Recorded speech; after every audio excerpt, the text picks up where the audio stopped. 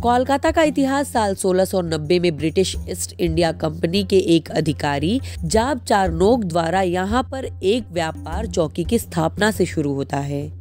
हुगली नदी के तट पर स्थित बंदरगाह को लेकर पूर्व में चारनोक का एक मुगल साम्राज्य के अधिकारियों से विवाद हो गया था और उन्हें वह स्थान छोड़ने के लिए विवश कर दिया गया, जिसके बाद उन्होंने नदी के तट पर स्थित अन्य स्थानों पर स्वयं को स्थापित करने के लिए कई असफल प्रयास किए।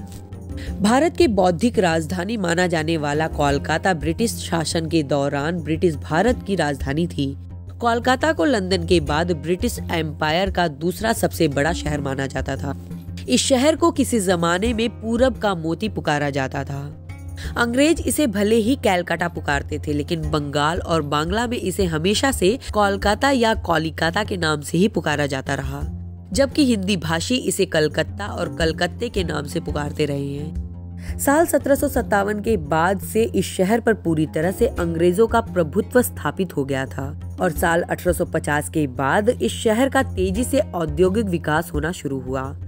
खासकर कपड़ों के उद्योग का विकास नाटकीय रूप से यहाँ बढ़ा। हालांकि इस विकास का असर शहर को छोड़कर आसपास के इलाकों में कहीं परिलक्षित नहीं हुआ। 5 अक्टूबर 1864 को समुद्री तूफान की वजह से कोलकाता में बुरी तरह तबाही होने के बावजूद कोलकाता अधिकांशतः अनियोजित रूप से अगले 150 सालों में बढ़ता रहा और आज इसकी आबादी लगभग 14 मिलियन है। कोलकाता 1980 से पहले भारत की सबसे ज्यादा आबादी वाला शहर था, लेकिन इसके बाद मुंबई ने इसकी जगह ले ली।